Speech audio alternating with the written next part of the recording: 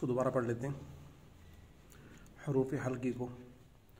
हमजा हमजा हा आइन आइन हा गईन गईन खा قاف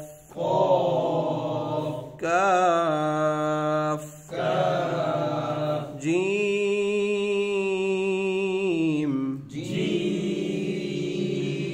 شين يا ضاد لام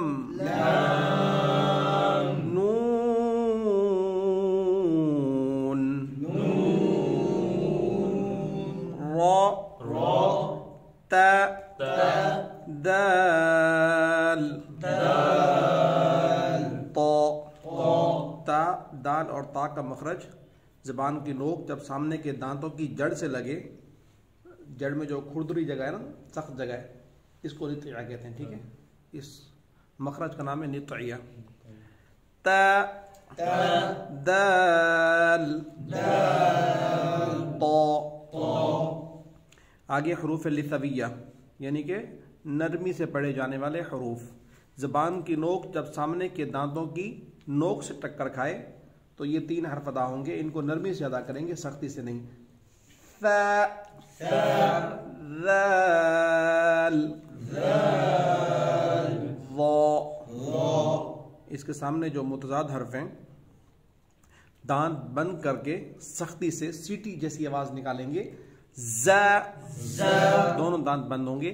زا سین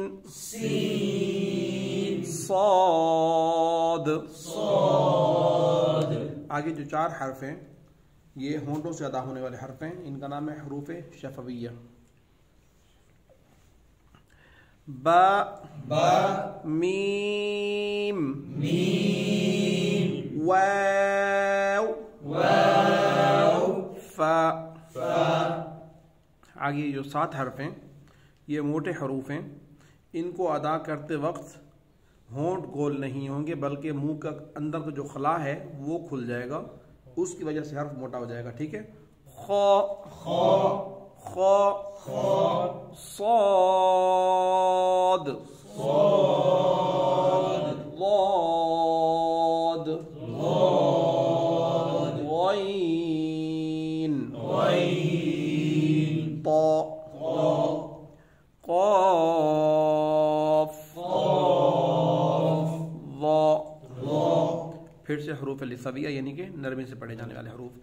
ثا ذال ظا تیز حروف حروف صفیریہ، مخرج کا نام کیا ہے؟ صفیریہ۔ زا سین صاد حروف حلقی۔ حمزہ ہا حمزہ اور ہا کا مخرج الگ ہے، ٹھیک ہے؟ عین ہا اس کا مخرج بھی الگ ہے۔ غین خا 3 مخرج ہو گئے، 6 حرف 3 مخرج، مگر ان 6 حرفوں کو کیا کہیں گے؟ حروف حلقی کہیں گے۔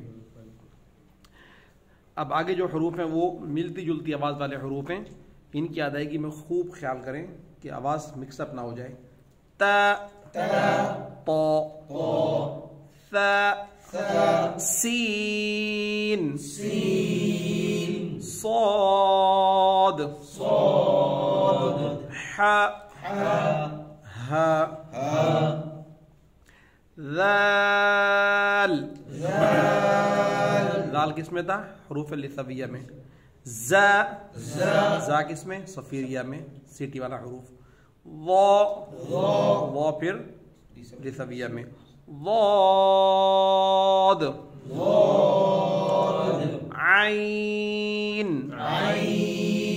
حمزہ قاف